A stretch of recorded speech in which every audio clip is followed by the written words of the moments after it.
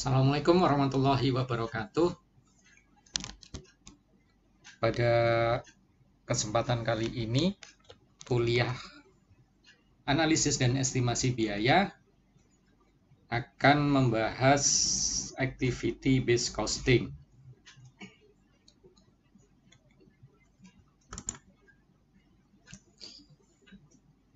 Seperti biasa, di awal kita perlu memahami dulu definisi dari activity based costing. Activity based costing yaitu pendekatan penentuan biaya produk yang membebankan biaya ke produk atau jasa berdasarkan konsumsi sumber daya yang digerakkan oleh aktivitas. Definisi yang lain adalah pendekatan pembebanan biaya. Yang pertama, menggunakan penelusuran langsung ataupun direct tracing dan penelusuran penggerak, driver tracing, untuk membebankan biaya pada aktivitas pada objek biaya. Kelebihan dari metode ABC adalah metode ini dapat membantu mengatasi keganjilan yang diakibatkan oleh alokasi yang dilakukan metode penentuan biaya tradisional. Sistem penghitungan dari metode ini memberikan gagasan yang jelas mengenai gabungan dari beragam produk ataupun jasa. Yang kedua adalah metode ABC menyajikan rincian biaya produk yang tepat, akurat, dan informatif. Implementasi dari sistem ini, kita dapat mengukur profitabilitas suatu produk menjadi lebih baik, sehingga berdampak pada pengambilan keputusan yang strategis berdasarkan informasi yang disajikan.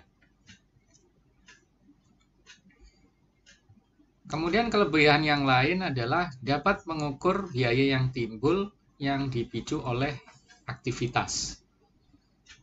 Manajemen dapat lebih fokus meningkatkan nilai produk dan mengendalikan biaya secara lebih baik karena nantinya kita bisa membagi suatu aktivitas itu menjadi dua secara umum, yaitu value added maupun non-value added activity. Kelebihan yang terakhir adalah aktivitas yang tidak memberikan nilai tambah dapat diminimalkan. Hal tersebut dikarenakan manajer dapat mengidentifikasi dan mengendalikan biaya dari kapasitas yang tidak terpakai dalam pengambilan keputusan. Dengan kita bisa memilah antara aktivitas yang value added maupun yang non-value added, kita nantinya bisa fokus pada meminimalkan biaya-biaya yang timbul akibat aktivitas yang non-value added. Non-value added contohnya misalkan terkait dengan memindahkan produk dari stasiun kerja satu ke stasiun kerja yang lain, kemudian idle karena misalkan bahan baku tidak ada, ataupun karena mesin rusak, dan lain sebagainya. Ini nantinya karena berdasarkan aktivitas, kita nantinya bisa mengklasifikasikan menjadi dua hal tersebut, baik yang value added maupun yang non-value added. Ini berbeda dengan metode tradisional di mana pada saat pengukuran khususnya untuk biaya overhead pabrik, metode konvensional tidak berusaha untuk membagi mana aktivitas-aktivitas yang value added dan mana aktivitas yang non-value added. Sehingga pada kasus pengukuran biaya atau penghitungan biaya dengan metode konvensional, kita tidak bisa melakukan efisiensi biaya, sehingga kita juga tidak bisa kemudian meningkatkan ataupun sulit untuk bisa meningkatkan profitabilitas perusahaan.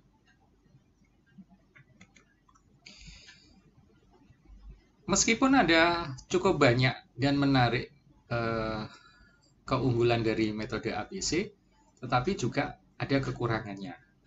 Tapi kekurangan ini lebih ke arah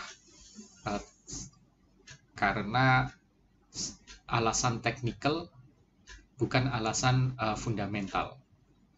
Pertama adalah persentase penolakan terhadap sistem ini, maksudnya terhadap implementasi sistem ini cukup besar, karena memang sebenarnya kalau di negara maju sudah cukup mengetahui sistem ini, tetapi untuk negara-negara berkembang, untuk sistem ABC ini belum dikenal dengan baik. Bahkan sistem yang tradisional saja, belum banyak perusahaan khususnya yang usaha-usaha kecil mikro untuk menerapkan sistem pencatatan ataupun sistem penghitungan harga pokok produksi berdasarkan metode konvensional. Baru sekedar mungkin hanya dari pengalaman masa lalu. Kekurangan yang berikutnya adalah input data yang rumit. Ini dikarenakan komponen biaya yang ada itu harus ditelusuri berdasarkan aktivitas yang membentuknya. Sehingga nantinya cukup banyak komponen-komponen biaya pembentuk berdasarkan aktivitas, apalagi kalau misalkan aktivitas yang terjadi itu sangat banyak sekali, gitu ya. Apalagi kalau misalkan ini terkait dengan untuk produk-produk yang dengan komponen yang rumit, kemudian dengan proses yang panjang, tentunya ini menjadi jauh lebih rumit. Kemudian biaya yang dilaporkan secara pembebanan itu diberlakukan untuk satu periode secara penuh. Sehingga di sini tidak dilakukan pertimbangan untuk melakukan amortisasi long term payback expenses.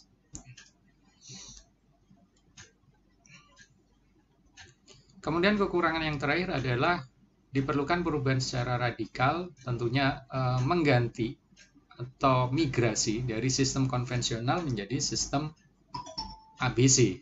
Nah, ini perlu perubahan yang cukup radikal, di mana penghitungan biaya khususnya untuk biaya overhead pabrik, di mana biaya tersebut biasanya terdiri dari komponen yang sangat banyak, karena nantinya kita dasarkan berdasarkan aktivitas, ini akan mengubah secara menyeluruh sistem pencatatan keuangan di perusahaan ataupun sistem pelaporan keuangan di perusahaan.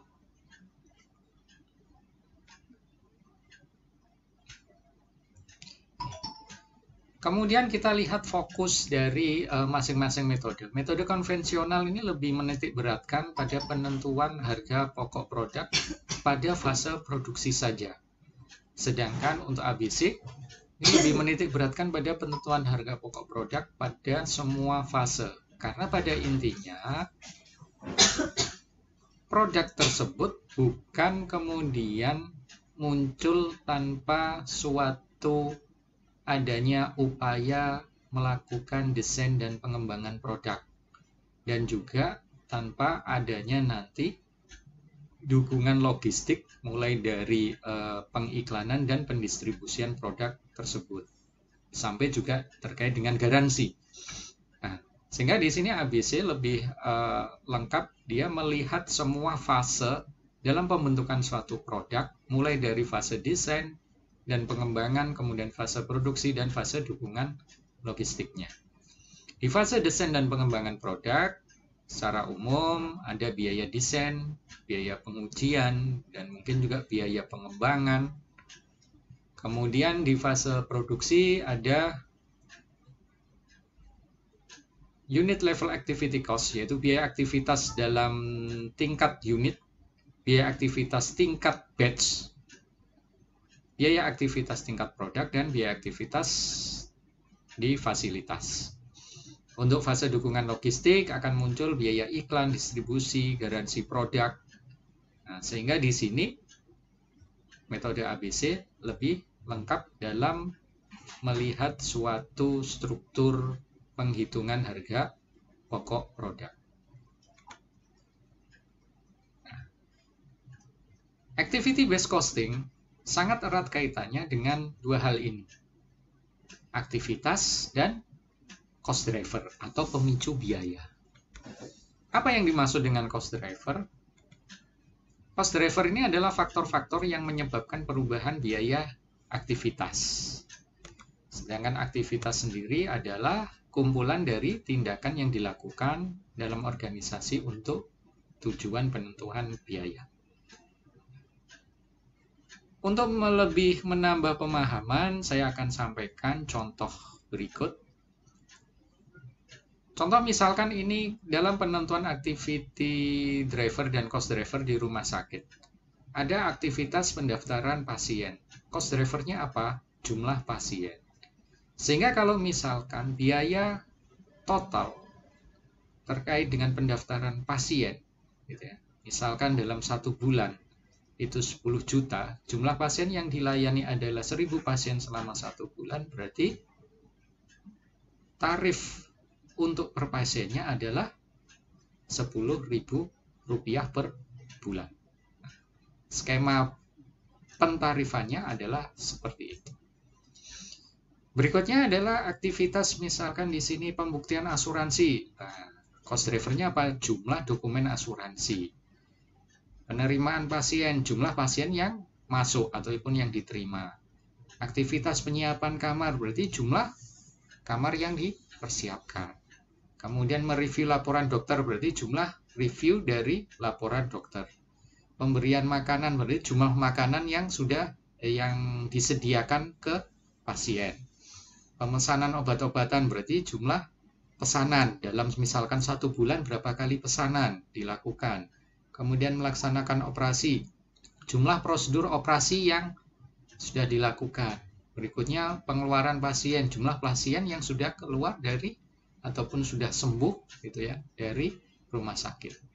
Nah, ini contoh dari activity driver atau aktivitas dan juga cost driver.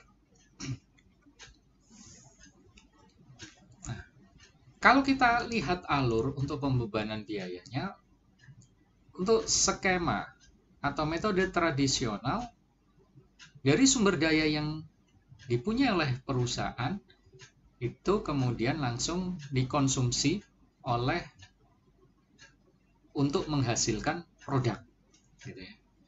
Sedangkan untuk di ABC sumber daya ini dikonsumsi oleh aktivitas, dan aktivitas ini dikonsumsi oleh produk, proses, keputusan, pelanggan, mungkin divisi atau departemen, dan lini produk itu sendiri.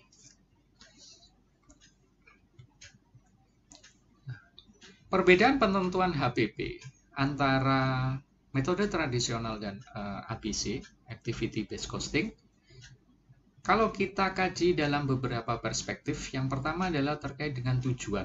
Tujuan dalam penentuan HPP tradisional adalah untuk menentukan tingkat persediaan, khususnya untuk sistem produksi make to stock. Kemudian untuk di ABC adalah pembebanan biaya produksi. Berikutnya adalah keterangan terkait dengan lingkup, scope. Nah, kalau penentuan HPP tradisional, metode tradisional adalah fokus pada tahap produksi saja, sedangkan ABC meliputi tahap desain produksi, ya, pengembangan bahkan sampai ke delivery produk. Fokusnya lebih fokus pada penentuan biaya bahan baku dan biaya tenaga kerja langsung untuk HPP. Dan sebenarnya juga biaya overhead pabrik tentunya, gitu ya. Tetapi penghitungan biaya overhead pabriknya biasanya menggunakan apa? Skema pembebanan terhadap produk, pembebanan terhadap jam kerja atau terhadap jam mesin, dan lain sebagainya, seperti yang sudah Anda pelajari di materi sebelum ini. Kalau di ABC, fokusnya adalah biaya overhead pabrik yang dilihat berdasarkan apa? Aktivitasnya. Terus kemudian kita tentukan berdasarkan aktivitas tersebut, kita tentukan cost drivernya. Untuk periodenya adalah metode tradisional menggunakan periode akuntansi, sedangkan untuk ABC adalah menggunakan daur hidup produk.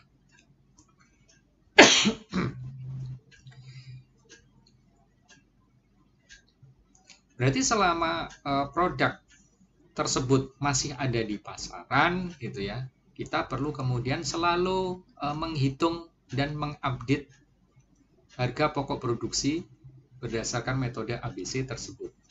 Sedangkan untuk di metode tradisional kita fokus terbatas pada periode akuntansi. Contohnya misalkan kalau untuk make to stock ya kita melihatnya adalah bulanan. Kalau berbasis order, make to order ya tentunya hanya berbasis pada kalau penentuan HPP-nya berbasis pada order tersebut saja atau pesanan tersebut saja. Kemudian untuk teknologi yang digunakan. Nah, sebenarnya untuk teknologi ini dua-duanya juga bisa menggunakan komputerisasi gitu ya. Tetapi gitu ya. Untuk penentuan HPP secara tradisional masih memungkinkan dengan menggunakan metode manual. Tetapi kalau untuk ABC sangat rumit jika hanya mengandalkan metode manual. Oke, sekarang kita bahas terkait dengan proses alokasi biaya berdasarkan metode ABC. Pertama yang perlu kita lakukan adalah identifikasi aktivitas. Seperti yang sudah saya sampaikan di awal, metode ABC ini lebih fokus adalah apa? Dia coba mengurai komponen-komponen biaya dari biaya overhead pabrik. Sedangkan untuk biaya bahan baku, biaya tenaga kerja langsung, itu sebenarnya kan sudah jelas gitu ya, sudah jelas sehingga penghitungannya relatif sama gitu ya. Tetapi pada penghitungan biaya overhead pabrik ini yang sangat-sangat berbeda antara metode tradisional dengan metode ABC. Oke, kita balik lagi ke slide. Proses pertama yang perlu dilakukan dalam metode ABC adalah mengidentifikasi aktivitas.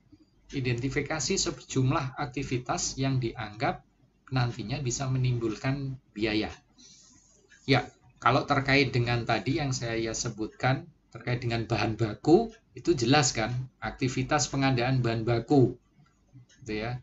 Aktivitas pengadaan bahan baku. Terkait dengan harga bahan baku, pasti pembebanannya juga sama dengan metode tradisional. Gitu ya. Kemudian tenaga kerja langsung. Aktivitasnya untuk memproduksi gitu ya, cost drivernya berarti di sini kan jam orang gitu ya, ataupun jam mesin, sama penentuannya gitu ya, seperti juga tradisional seperti itu. Nah, cuma nanti yang membedakan adalah seperti tadi pengadaan bahan baku gitu ya. Untuk biaya gitu ya, biaya pendukung itu mungkin di metode tradisional kita tidak masukkan gitu ya. Misalkan untuk biaya order, biaya telepon, biaya macam-macam gitu ya. Itu masuknya ke biaya overhead pabrik kalau di metode tradisional. Tapi kan kemudian di tradisional tidak dirinci. Nah, ini perbedaan yang mendasar. Di ABC semua itu akan dirinci. Setelah mengidentifikasi sejumlah aktivitas, kemudian coba kita pisahkan, gitu ya. Kita kelompokkan kegiatan-kegiatan atau aktivitas tersebut menjadi dua kelompok. Yang pertama adalah value added dan non-value added. Sebenarnya pengelompokan ini tidak akan kemudian mempengaruhi, gitu ya, penghitungan biaya dengan menggunakan metode ABC. Tetapi pengelompokan ini nantinya akan membantu kita kalau kita ingin melakukan efisiensi biaya. Ya, sehingga sebaiknya di awal kita sudah pisahkan antara value added dan non-value added activity. Kemudian tahap berikutnya adalah menentukan biaya yang terkait dengan masing-masing aktivitas, yaitu kita menentukan cost drivernya. Ya, seperti contoh tadi biaya pendaftaran. Nah, cost drivernya apa? Ya jumlah pasien yang mendaftar, gitu ya. Kemudian kalau misalkan terkait dengan biaya pengiriman, nah jumlah produk yang dikirim itu adalah cost driver.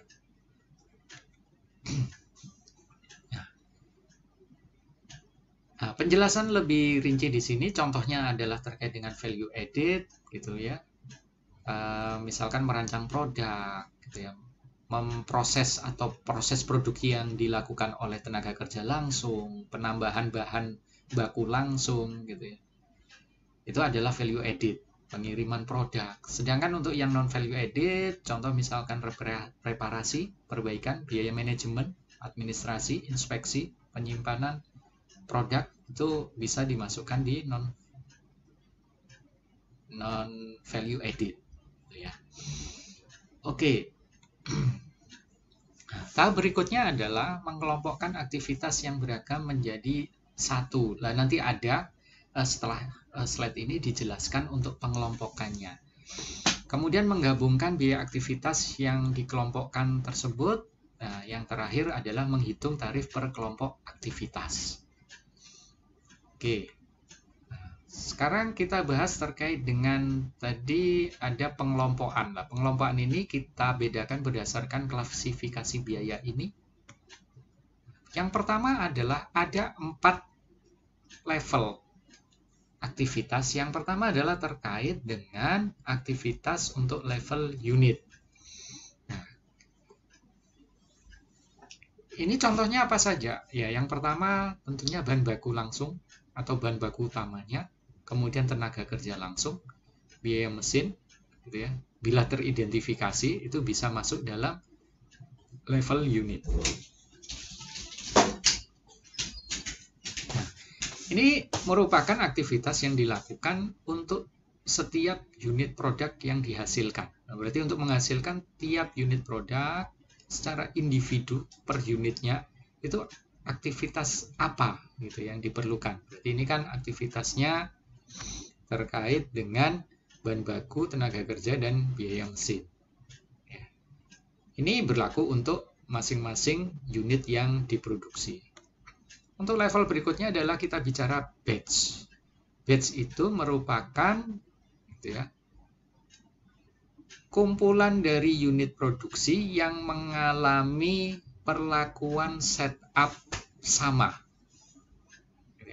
Biasanya pada saat kita ingin memproduksi suatu produk, tentunya ada langkah persiapan atau setup mesin gitu ya di awal. Nah, biasanya sekali setup itu digunakan untuk memproduksi banyak unit produk atau ya banyak unit produk ini dalam satu tipe gitu ya, satu jenis. Berikutnya pada saat kemudian berpindah ke jenis yang lain gitu ya atau varian yang lain, nah, perlu kemudian atau jenis produk yang lain perlu kemudian mesin itu di setup ulang lah, itu sudah kemudian berganti batch. Nah, itu pengertian batch seperti itu. Nah, di sini contohnya adalah adanya biaya pemesanan pembelian lah. Pemesanan pembelian ini kan bukan untuk per satu unit tapi per banyak unit. Nah, biaya per pesanan itu adalah biaya di level batch. Kemudian perancangan itu kan satu desain untuk banyak unit gitu ya.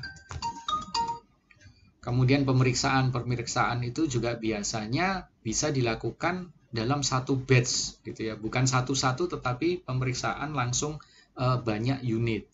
Kemudian pergerakan itu juga pemindahan, misalkan satu box, satu kontainer, satu palet gitu ya, itu berisi banyak unit produk.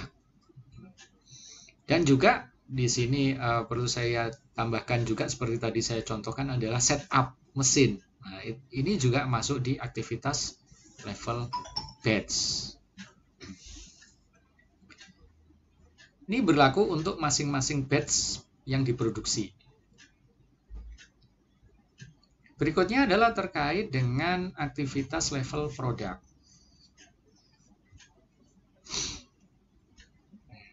Ini terkait dengan untuk maksudnya di sini setup pesanan. Kalau misalkan terjadi penggantian pesanan gitu ya, misalkan awalnya adalah pesan produk A diganti dengan produk B, ini tentu ada biaya persiapan ulang gitu ya. Nah, ini lebih ke arah memang biaya penggantian pesanan. Berikutnya adalah pemeliharaan peralatan, kemudian pengembangan produk, kemudian juga unit-unit kecil bila terkait dengan desain produk. Itu semua masuk ke level produk. Nah, untuk di aktivitas ini dilakukan untuk melayani berbagai kegiatan pembuatan produk yang berbeda satu dengan yang lain.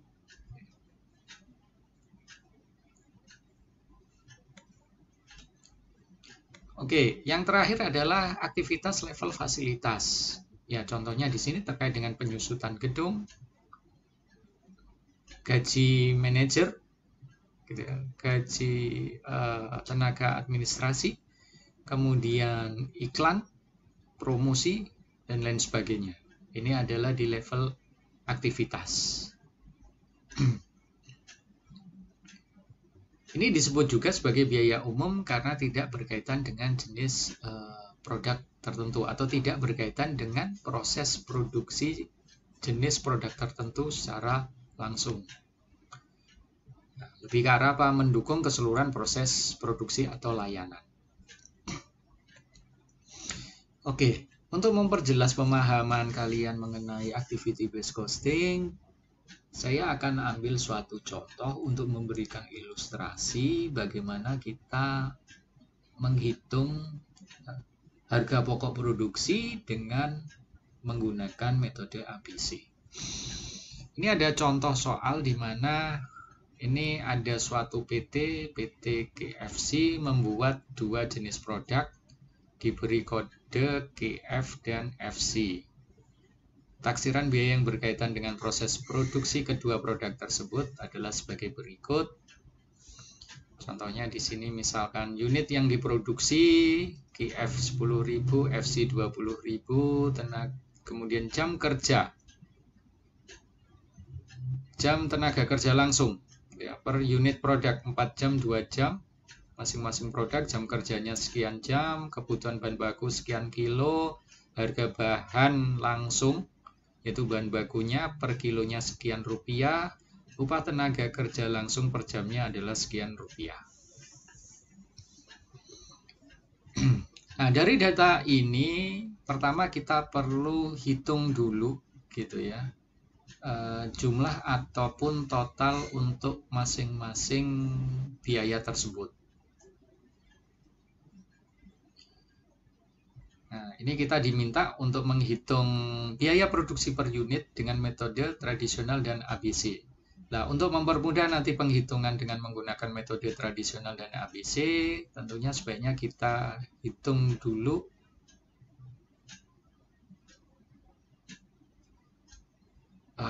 Oke. Nah, sebelum kita hitung kita perlu mengetahui gitu ya biaya-biaya per aktivitas tadi. Contoh misalkan untuk biaya overhead pabrik gitu ya. Kita sudah bedah, kemudian kita bedah menurut kelompok aktivitas dan cost driver-nya. Di sini ada kelompok aktivitas, ada listrik, pemeliharaan, material handling, inspeksi. Masing-masing biaya aktivitas ini adalah merupakan biaya total gitu ya, selama siklus hidup produk tersebut diproduksi di pabrik tersebut. Misalkan di sini 40 juta, 70 juta, 60 juta, 30 juta, total adalah 200 juta. Cost driver-nya adalah untuk listrik adalah jam kerja langsung, untuk pemeliharaan adalah kita tentukan cost driver jam kerja mesin. Kemudian penanganan material adalah banyaknya bahan. Yang terakhir adalah inspeksi adalah unit yang diproduksi.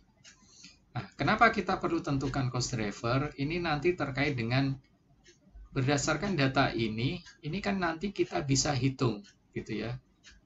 Total jam kerja langsung untuk kedua produk tersebut berapa? Gitu ya. Secara umum contoh misalkan di sini 10.000 kali 4 berarti 40.000 untuk GF dan juga di sini 40.000 untuk FC untuk jam kerja langsungnya. Nah, kalau misalkan contoh ini 8 total tadi 80.000 gitu ya, 80.000 berarti kan sebenarnya kalau misalkan kita ingin menghitung tenaga listrik ini kan ini dibagi dengan tadi 80.000 gitu ya. Nah, itu ilustrasinya seperti itu. Sehingga ini cost driver ini lebih nantinya ke arah adalah sebagai pembagi gitu ya dari biaya untuk setiap aktivitasnya, sehingga nantinya untuk per unitnya itu nanti kita bisa hitung gitu ya. Tapi nanti hitungnya juga bukan per ini ya, nanti kita akan bahas di slide selanjutnya. Nah, kemudian kita lakukan kalkulasi biaya gitu ya. Ini penting seperti tadi yang saya sampaikan. Nanti ini untuk mempermudah penghitungan biaya-biaya gitu ya. Tiap komponen biaya tersebut gitu ya, khususnya untuk di metode ABC. Nah, unit yang diproduksi 10.000, 20.000, 30.000, kemudian tenaga kerja langsungnya adalah untuk masing-masing ini ada 40.000, 40.000, tapi secara total 80.000. Kemudian untuk jam kerja mesin juga ada. Kemudian jumlah bahan baku gitu ya, 20, total 40.000 kg, jam kerja mesinnya 100.000 jam. Oke, ini sama harga bahan baku langsungnya adalah 20, 10.000 dan upahnya adalah sekian. Oke, pertama kita hitung dulu untuk metode tradisional. Kita hitung biaya bahan baku langsung untuk produk KF 2 kilo, harga per kilonya 20.000, berarti per unit produknya adalah 40.000, sedangkan FC adalah 10.000. Sedangkan untuk biaya tenaga kerja langsung, KF butuh 20.000 per unit, FC adalah 10.000 per unit. Ya. Sehingga di sini kita sudah dapatkan untuk biaya bahan baku langsung dan biaya tenaga kerja langsung dengan menggunakan metode tradisional. Nah, bagaimana untuk menghitung biaya bahan baku langsung dan tenaga kerja langsung dengan menggunakan metode ABC? Ya, hitungannya sama seperti ini. Gitu ya, seperti tadi yang sudah saya sampaikan di awal, gitu ya, sama saja untuk penghitungan biaya bahan baku langsung dan tenaga kerja langsung. Yang sangat berbeda nanti adalah penghitungan biaya overhead pabriknya. Nah, sekarang kita coba hitung biaya overhead pabrik dengan menggunakan metode tradisional. Tadi total biaya overhead yang dikeluarkan adalah 200 juta. Nah, sekarang tinggal kita ingin untuk estimasi biaya overhead pabrik itu menggunakan pembebanan terhadap apa? Seperti yang sudah diulas kan ada 5 pembebanan ya. Nah, contoh di sini misalkan kita menggunakan pembebanan berdasarkan jam kerja langsung. Nah, jam kerja langsung tadi berapa? Kita kan sudah hitung jam kerja langsung kan 40.000 tambah 40.000 jam ya, sehingga 80.000.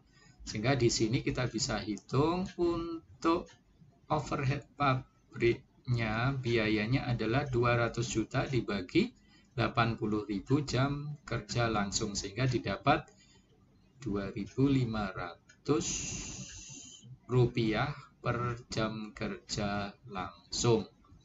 Maka biaya overhead yang dibebankan ke setiap unit produk adalah, kita bisa bebankan. Tadi untuk jam kerja langsung yang dibutuhkan per unit 4 jam. Makanya di sini ini tarif 2.500 baik KF maupun FC. Sehingga biaya overhead pabrik per unit produk untuk KF adalah 10.000, untuk FC adalah 5.000.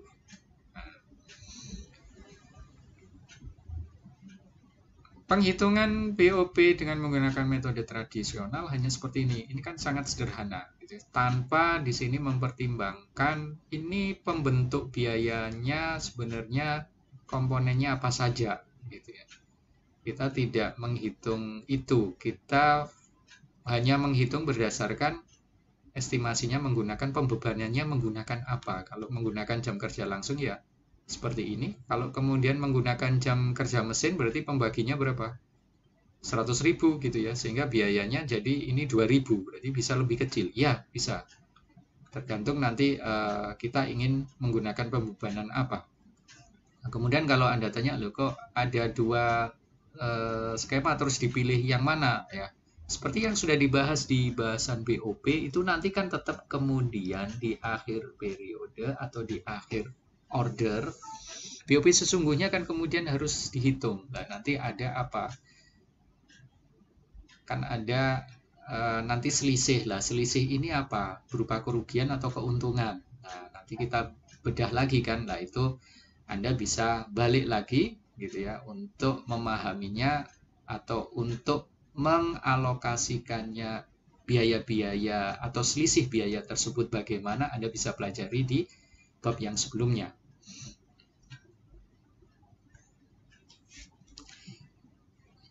Nah, sehingga untuk kalkulasi biaya tradisional, untuk penghitungan HPP-nya adalah kita bisa hitung seperti ini. Biaya bahan baku, tenaga kerja langsung, overhead pabrik, berarti total biaya produksinya adalah atau HPP-nya 70.000, kemudian untuk FC 25.000. Oke, sekarang kita coba hitung menggunakan metode ABC. Tadi sudah kita dapatkan untuk tenaga listrik 40.000 dengan cost driver jam kerja langsung yang dimana kita sudah hitung sebelumnya totalnya adalah 80.000 sehingga nanti tarif persatuannya adalah persatuan jam kerja langsung Rp500 khusus untuk listrik. Berikutnya adalah pemeliharaan, tadi sudah ditentukan pemeliharaan adalah cost drivernya adalah jam kerja mesin. Jam kerja mesin berdasarkan data yang di awal kita sudah hitung totalnya adalah juga 100.000 jam kerja mesin. Sehingga di sini untuk biaya pemeliharaan persatuan jam kerja mesin adalah Rp700. Kemudian untuk penanganan material tadi sudah juga ditentukan cost drivernya adalah berdasarkan apa? Jumlah bahan baku. Jumlah bahan baku kita sudah hitung total adalah 40.000 sehingga di sini penanganan material adalah 1.500 per kilogram. Sedangkan untuk inspeksi 30 juta cost drivernya adalah unit produksinya. Yaitu kita juga sudah hitung di awal 30.000 sehingga tarif persatuannya adalah Rp1.000 per unit karena berdasarkan unit. Gitu ya. Oke. Berikutnya adalah kita menghitung alokasi biaya per produknya. Terkait dengan tenaga listrik adalah 500 per jam kerja langsung. Nah, ini biayanya berapa? Untuk per unit, itu jam kerja langsungnya untuk GF butuh berapa? Kan 4 jam kan tadi di soal. 4 jam, sedangkan untuk FC butuh 2 jam untuk jam kerja langsung. Sehingga kemudian di sini tinggal dikalikan 4, ini dikali 2. Sedangkan untuk pemeliharaan untuk jam kerja mesin untuk GF itu kan 2 jam, sedangkan FC 4 jam. Makanya di sini dikalikan 2, ini dikalikan 4. Kemudian untuk penanganan material, ini kan berdasarkan apa? Bahan. Bahan yang dibutuhkan untuk menghasilkan 1 unit GF itu berapa? Kan 2 kg bahannya. Sedangkan untuk yang FC bahannya 1 kg. Makanya di sini dikalikan 2 dan ini dikalikan 1. Inspeksi berdasarkan unit produksi. Nah, kalau unit produksi, ya sudah pengalinya sama-sama gitu ya. Ini kali 1, ini kali 1. Nah, kemudian kita bisa hitung, kita jumlahkan. Untuk GF, alokasi biaya per produknya adalah 7.400, sedangkan untuk FC adalah 6.300. Nah, berikutnya kita hitung totalnya untuk biaya produksi per unit produk 40.000, 20.000, 7.400, FC-nya 10.000, 10.000, 6.300. Totalnya ini 67.400 dan FC 26.300. Sekarang kita bandingkan dengan yang tradisional. Ya, ini GF ini lebih murah. Sedangkan yang FC-nya lebih mahal. Tetapi perlu Anda ketahui di sini keunggulannya adalah sebenarnya di sini kan berarti under cost gitu ya.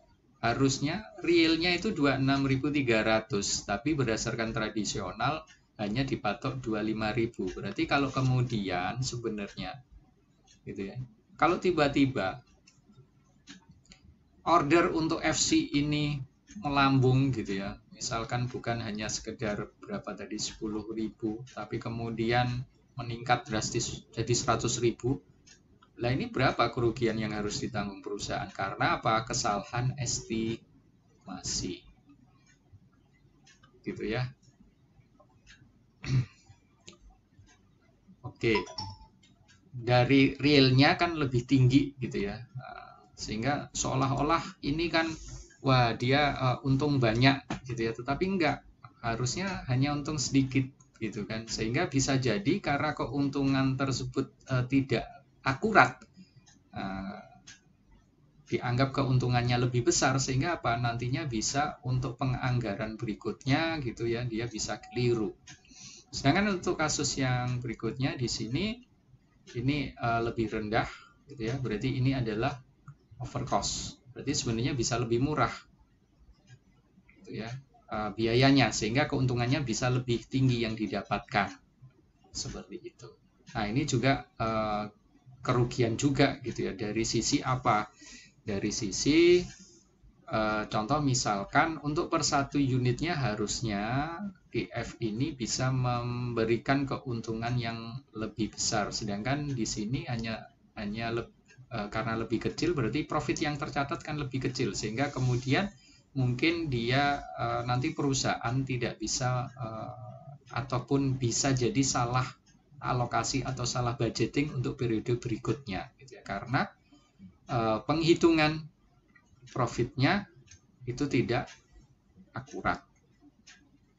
Oke, ini ilustrasi atau contoh yang bisa saya berikan untuk menambah pemahaman kalian dalam memahami metode ataupun penghitungan harga pokok produksi dengan menggunakan metode activity based costing. Sehingga di sini satu perbedaan yang sangat mendasar adalah skema penghitungan, khususnya di penghitungan biaya overhead pabrik, di mana penghitungan biaya ataupun estimasi biaya overhead pabrik dengan menggunakan metode tradisional hanya berbasis pada estimasi berdasarkan pembebanan, baik itu terhadap unit produk, jam kerja langsung atau jam kerja mesin gitu ya. Dan skema pembebanan yang lain di mana di sini penghitungannya tidak akurat karena hanya menggunakan pendekatan berdasarkan pembebanan yang dia pilih. Sedangkan di metode activity based costing, perusahaan harus membreakdown biaya berdasarkan aktivitas-aktivitas yang menimbulkan biaya, di mana nanti setelah di breakdown berdasarkan aktivitas apa saja yang terkait, kemudian perusahaan menentukan cost drivernya sehingga nantinya bisa dihitung besaran tarif untuk per aktivitas tersebut, sehingga penghitungan biaya overhead pabrik bisa jauh lebih akurat karena dihitung secara lebih rinci. Oke, itu saja yang bisa saya sampaikan untuk penjelasan terkait dengan materi activity based costing. Saya harap penjelasan ini cukup mudah Anda pahami dan cukup mudah juga Anda bisa terapkan nantinya pada saat misalkan Anda bekerja gitu ya, dimana itulah keunggulan penggunaan metode activity based costing. Cuman memang kelebihan ini menuntut gitu ya perusahaan untuk lebih teliti dalam membreakdown aktivitas-aktivitas pembentuk biayanya. Oke, saya cukupkan sekian. Terima kasih. Wassalamualaikum warahmatullahi wabarakatuh.